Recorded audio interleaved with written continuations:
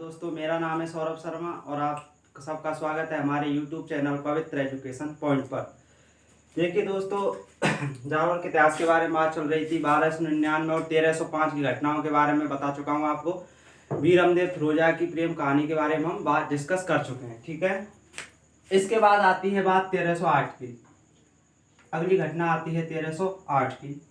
देखिए 1308 में दिल्ली में कौन है, इस वक्त भी दिल्ली का शासक कौन है? अलाउद्दीन खिलजी, ठीक है। इधर जालौर में कौन है? कानड़देव।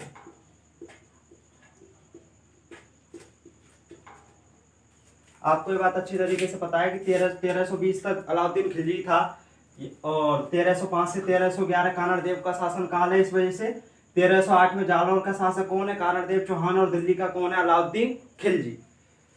अगर आपने वो पहली दो वीडियो नहीं देखे तो पहले उनको देख लें, तभी ये रिलेट हो पाएंगी चीजें।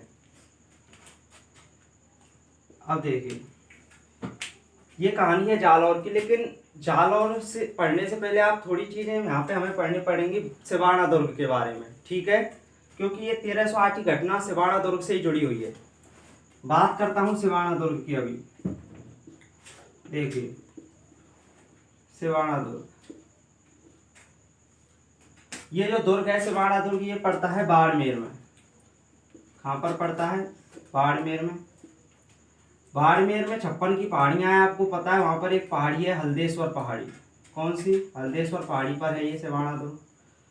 निर्माण की बात करूं तो इसको बनवाया था वीर नारायण पवार ने। किसने बनवाया था? वीर नारायण पवार ने। मैं आपको बता चुका हूं, जालौर में चौहानों से पहले प्रतिहार और परमारों का भी शासनकाल था। वही मतलब परमार शासक था कौन? वीर नारायण पवार। उसने इसको बनवाया था। किसको? सिवाना दुर्ग के बारे में बात कर रहा हूं। बाड़मेर में है सिवाना दुर्ग। अब देखिए, अब जो ये सिवाना दुर्ग था, इस पर अधिकार जो था वो कानड़देव का था, ठीक है। सिवाना दुर्ग पर अधिकार तो किसका था? कानड़देव का। लेकिन वहां पर जो प्रशासक के रूप में इन्होंने उसको गद्दी पर बैठा रखा था वो था शीतल देव, ठीक है। जो 1308 में इस दुर्ग को संभाल कौन रहा था? शीतल देव। हालांकि अधिकार क्षेत्र में इसके में था, कानड़देव के में। देखिए, आपने उम्मीद है मुझे नोट डाउन कर लिया होगा या स्क्रीनशॉट ले लिया होगा। इसके बारे में थोड़ा जनरल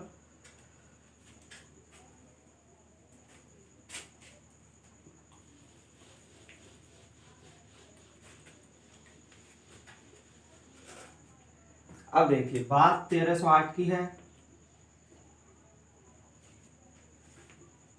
दिल्ली का शासक है अलाउद्दीन खिलजी। और इधर अब बात अब किसकी होगी? सिवाना दुर्ग की। क्योंकि 1308 में जो ये था अलाउद्दीन खिलजी, इसने किस पर आक्रमण किया था? सिवाना दुर्ग पर, ठीक है। अब देखिए, अब इधर है अपना कौन? बाड़मेर। बाड़मेर या फिर मैं कहूँ सिवाना दुर्ग, ठीक है। मैंने अभी बताया यहाँ का प्रशासक कौन है? शीतल देव। यहाँ के 1308 में कौन था यहाँ पे प्रशासक? शीतल देव। शीतल देव, ध्यान रखना है। शीतल देव का एक पुत्र था जिसका नाम था सोम। शीतल देव के पुत्र का क्या नाम था दोस्तों? सोम,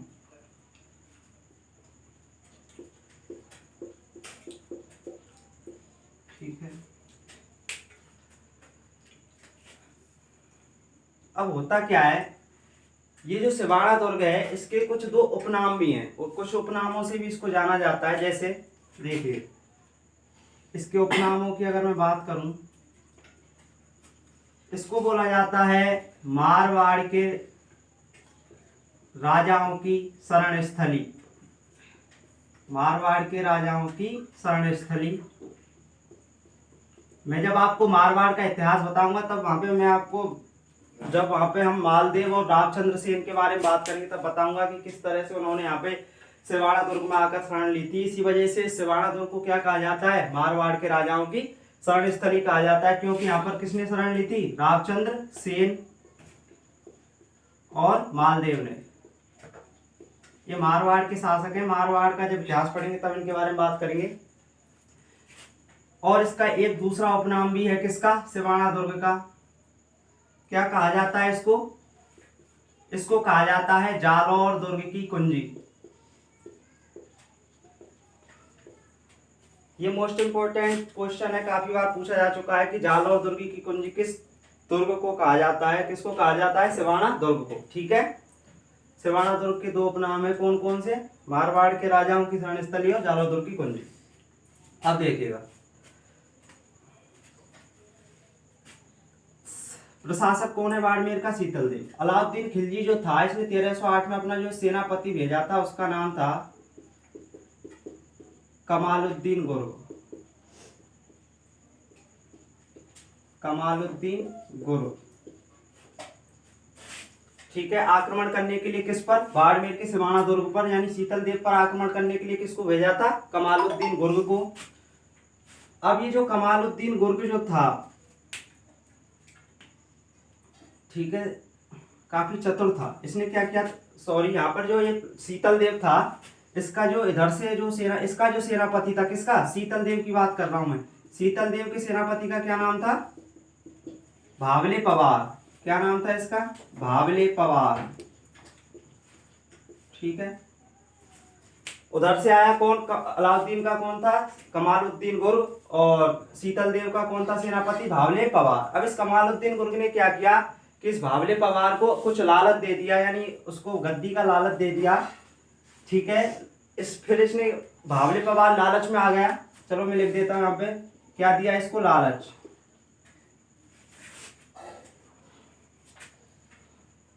कमालुद्दीन गुर्ग ने भावले पवार को क्या दे दिया, यहाँ पर लालच दे दिया। ये लालच में आकर इसने जो सिवाना दुर्ग जो था, उसके सारे जो गुप्त रास्ते थे वो बता दिए, किसको, कमालुद्दीन गुर्ग को। और ये कमालुद्दीन गुर्ग ने क्या किया कि यहाँ पर प्रवेश कर गया, कहाँ पर, सिवाना दुर्ग में। ठीक है, होता क्या है इसके बाद, यहाँ जो ये अपना सिवाना दुर्ग है, यहाँ पर एक कुंड था।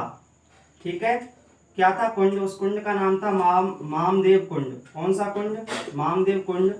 इस मामदेव कुंड में जो ये कमालुद्दीन गुर्ग था, इसने क्या किया कि जो गौरक्त होता है, मतलब गाय का रक्त, उसको मिला दिया इसमें।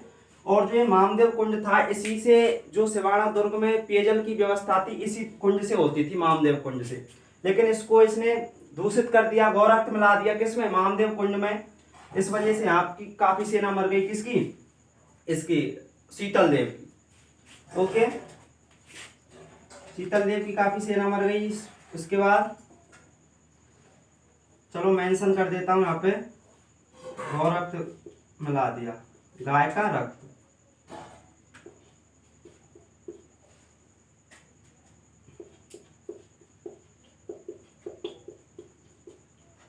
गौरक्त से दूषित कर दिया मामदेव कुंड को। इसके बाद क्या हुआ कि कमालुद्दीन गुर्ग ने फिर आक्रमण कर दिया, किस पर, शीतल देव को। और शीतल देव की क्या हो गई, मृत्यु हो जाती है यहाँ पर, मतलब। ठीक है, और इस सोम को भी मार देते हैं, यानी शीतल देव का जो पुत्र था, कौन, सोम, और शीतल देव, इन दोनों की मृत्यु हो जाती है। अगर परिणामों की बात करें तो शीतल देव की क्या होती है इसमें, शीतल देव की हो जाती है हार, और इसकी हो जाती है कमालुद्दीन गुर्ग की जीत। और इसके बाद जो सिवाना दुर्ग था, इस सिवाना दुर्ग का नाम बदल दिया जाता है अलाउद्दीन द्वारा, और अलाउद्दीन खिलजी द्वारा, और इसका नाम कर दिया जाता है खैराबाद। नाम चेंज करके क्या रख दिया जाता है इसका, खैराबाद। ध्यान रखना, काफी मोस्ट इंपोर्टेंट क्वेश्चन है ये। नाम बदल दिया, और नाम बदल कर क्या रख दिया इसका, खैराबाद। ठीक है,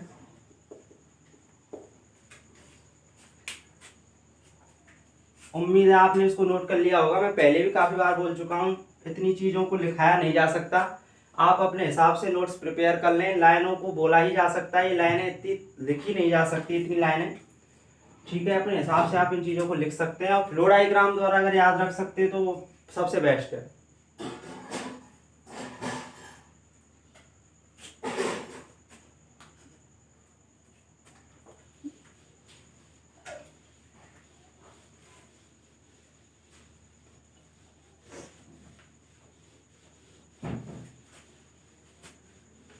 ध्यान रखना, शीतल देव का पुत्र था सोम, सोम की मृत्यु हो जाती है इसमें।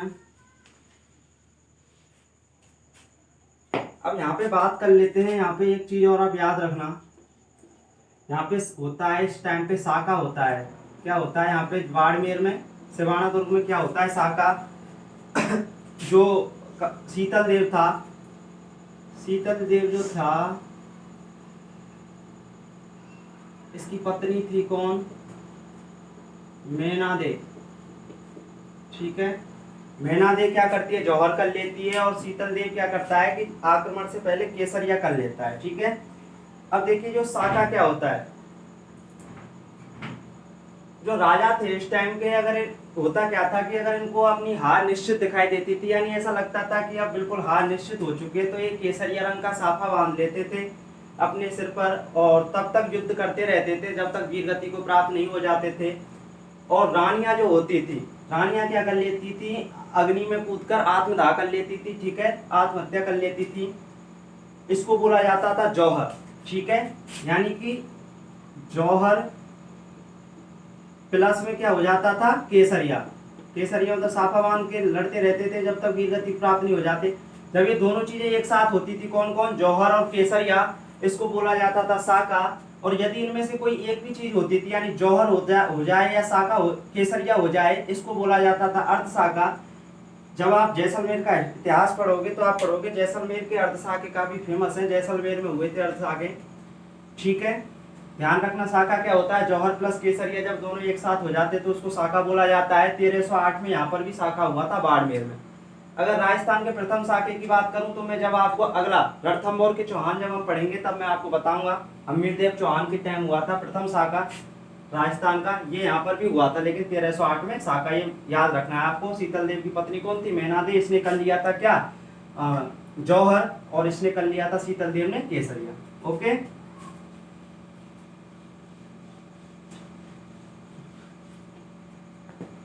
अब इसके बाद घटना आती है अगली 1311 की। देखिए 1311 में अब बात करनी होगी जालौर की। जालौर में आपको पता है 1311 में भी कौन ही है, कानड़ देव। बात अब दिल्ली की जाए तो दिल्ली की कौन है, अलाउद्दीन खिलजी। कानड़ देव का जो इस टाइम पे जो सेनापति था, उसका मैं अगर बताऊं आपको, वो था दैया वीका। काफी वीर था ये दैया वीका होने को, तो दैया वीका था कानड़ देव का सेनापति। 1311 की घटना है, दिल्ली का कौन था, अलाउद्दीन खिलजी। 1311 में एक बार फिर अलाउद्दीन खिलजी किस, अब मैं आपको बता चुका हूं कि सिवाना दुर्ग को कौन जीत चुका है, अलाउद्दीन खिलजी जीत चुका है। आपको पता होगा 1308 में सिवाना दुर्ग पर विजय प्राप्त कर ली थी। और जब मैं अभी थोड़ी देर पहले बताया था कि सिवाना दुर्ग को क्या कहा गया है, जालौर दुर्ग की कुंजी। जालौर दुर्ग की कुंजी इसलिए कहा गया है क्योंकि पहले होता क्या था कि ये जो मेन अपना जो दुर्ग होता था, उससे पहले जो कुछ दुर्ग बना दिए जाते थे, आपको पहले उन दुर्गों पे विजय प्राप्त करनी पड़ती थी, उसके बाद आप मुख्य जो दुर्ग था उस पर आप मतलब आक्रमण कर सकते थे। इसलिए जो मुख्य दुर्ग तो जालौर था, ठीक है, लेकिन सिवाना दुर्ग को भी जीतना बहुत जरूरी था। अगर सिवाना दुर्ग को पहले जीत सकते थे तभी इस पर आक्रमण संभव था। ठीक है, इसलिए क्या कहा गया उसको, जालौर दुर्ग की कुंजी। ठीक है, कुंजी मतलब चाबी। अब देखिए 1300 सेनापति है दैया वीका, इधर से ये। अब होता क्या है कि ये अलाउद्दीन खिलजी फिर 1311 में एक बार फिर आक्रमण कर दिया है इसने, किस पर, अब जालौर पर किया है। ठीक है, जालौर दुर्ग की अगर मैं बात करूं तो नागभट्ट प्रथम ने बनवाया था जालौर दुर्ग। ठीक है, प्रतिहार जब पढ़ेंगे हम जालौर के, राजस्थान के प्रतिहार वंश के बारे में पढ़ेंगे, जब आपको बताऊंगा कि जालौर में प्रतिहार वंश भी हुआ है। वहां के जो नागभट्ट प्रथम थे उन्होंने बनवाया था जालौर दुर्ग। ठीक है, इसके बाद देखें ये अलाउद्दीन खिलजी भी उसी रणनीति को अपनाता है, इसको लालच दे देता है दैया वीका को, और दैया वीका कर देता है धोखा, धोखा दे देता है कानड़ देव को। ये भी गुप्त रास्ते वगैरह बता देता है किसको, अलाउद्दीन खिलजी को गुप्त रास्ते बता दिए।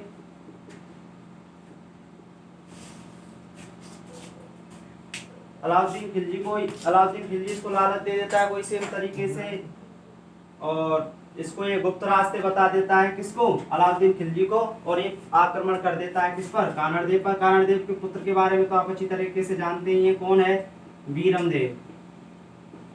कौन है दोस्तों? बीरमदेव। अब ये आक्रमण हो जाता है इनके बीच में, दोनों के बीच मतलब ये आक्रमण कर देता है किस पर? कानड़ देव पर। और ये जो ये युद्ध होता है इसमें होता क्या है कि इस अगर युद्ध की बात की जाए तो इस युद्ध में अलाउद्दीन खिलजी की हो जाती है जीत और कानड़ देव की क्या हो जाती है इसमें? हार। ठीक है, कानड़ देव की मृत्यु हो जाती है। उसके बाद जो ये था इसका पुत्र कौन? बीरमदेव। ये बीरमदेव जो इनकी कुलदेवी थी, जालौर के चौहानों की जो कुलदेवी थी उसका नाम था, अगर इसकी कुलदेवी की बात करूं, कुलदेवी थी आशा मातापुरा। आशा मातापुरा जो इनकी कुलदेवी थी, उसके मंदिर में जाकर अपनी जो कटार होती है उसको अपने पेट में घोंप लेता है कौन? बीरमदेव, और आत्महत्या कर लेता है। किसमें? आशा मातापुरा के मंदिर में जाकर। कौन? इसका कानड़ देव का पुत्र बीरमदेव क्या कर लेता है? आत्महत्या। ठीक है, ध्यान रखना आप, कानड़ देव की मृत्यु हो जाती है इस टाइम पे। हाँ, नतीजों परिणामों की बात करूं, कानड़ देव की हार होती है, अलाउद्दीन खिलजी की जीत होती है। अब ध्यान देना आप यहाँ पर,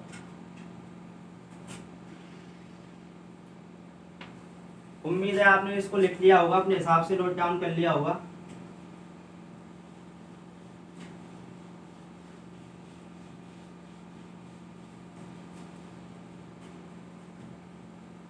इसके बाद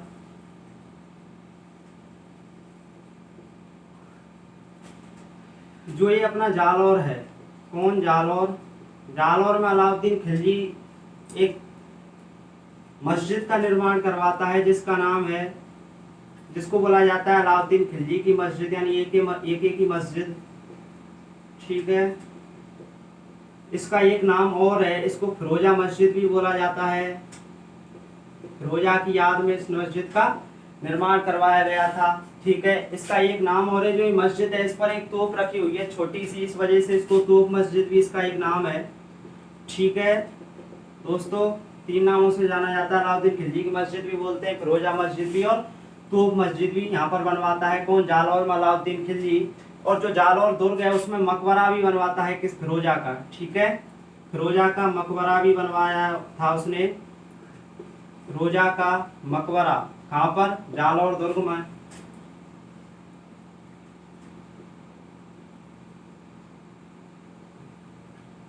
मकबरा बनवाया। ठीक है, ये आपको याद रखना है। इसके बाद इनके भाई हुए कानड़ देव के, लेकिन उन शासकों के बारे में हम नहीं पढ़ेंगे क्योंकि हमारे सिलेबस में केवल इतना ही है, प्रतापी जो शासक है कानड़ देव उनके बारे में हमको यहाँ पे पढ़ना है। ठीक है, हमने अच्छी तरीके से सभी घटनाओं को पढ़ा। 1299 की घटना पढ़ी, 1305 की पढ़ी है उल मुल्क मुल्तानी की, 1308 में कमालुद्दीन गुर्ग का पढ़ा, सिवाना दुर्ग के बारे में पढ़ा। ठीक है, इसके बाद 1311 में पढ़ा दैया बीका वगैरह सबके बारे में अच्छी तरीके से पढ़ा। ये कुछ अच्छे क्वेश्चन है यहाँ से पूछे जाते हैं, आप इनको भी देख लें। अब देखिए आगे बात चलती है, मैंने आपको पहले ही बोला था जब मेरी बेसिक क्लास थी, ठीक है, तो मैंने बोला था कि इतिहास के बारे में हमें कहीं ना कहीं से जानकारी जरूर मिलती है। तो इसकी अगर स्रोतों की बात करूं कि इस कानड़ देव किस टाइम जो युद्ध हुए थे या जो जालौर के जो प्रतापी शासक थे इनके बारे में कहाँ से जानकारी मिलती है, तो देखना कहाँ से जानकारी मिलती है। पद्मनाभ की एक बुक है, इतिहासकार है पद्मनाभ, उसकी बुक है कानड़ देव प्रबंध। कानड़ देव प्रबंध। इसकी एक और बुक है, इसकी 2 बुक है, दूसरी का नाम है बीरम देव सोनगरा रिबात। ठीक है, पद्मनाभ की फेमस बुक है कानड़ देव प्रबंध और बीरम देव सोनगरा रिबात। इसके बाद अगर मैं बात करूं अमीर खुसरो की, अमीर खुसरो की भी एक बुक है, कौन सी? खैजाइन उल फतुह। ठीक है, इस बुक से भी इसके बारे में हमें जानकारी मिलती है, जालौर के चौहानों के बारे में। और अगर मैं बात आपसे करूं फरिश्ता, फरिश्ता भी एक कौन है? इतिहासकार हुए हैं, मुस्लिम इतिहासकार फरिश्ता। ठीक है, इनकी भी एक बुक है, उस बुक का नाम है तारीख फरिश्ता। ठीक है, ये वो सारे स्रोत हैं दोस्तों जहाँ से जानकारी मिलती है इन चौहानों के बारे, जालौर के चौहानों के बारे में। यहाँ से भी क्वेश्चन पूछा जाता है, ठीक है। इनको भी आप लिख लें। पद्मनाभ नरदेव प्रबंध, बीरमदेव सोनगरारी बात, अमीर खुसरो की खैजाइन और पतो। ये बुक के नाम है, इतिहासकारों के नाम है फरिश्ता की तारीख फरिश्ता। तो ये थी बात दोस्तों किसकी, जालौर की। अगली वीडियो में दोस्तों हम बात करेंगे रणथंभौर के चौहानों की, ठीक है। हमीरदेव चौहान की बात करेंगे जिनके बारे में कहा जाता है सिंह सुबन सुप्त वचन कदली फले एक बार तिरिया तेल हमीर हट चढ़े ना दूजी बार, ठीक है। काफी प्रतापी शासक थे, उनके बारे में हम बात करेंगे अगली वीडियो में। नमस्कार, थैंक यू वेरी मच।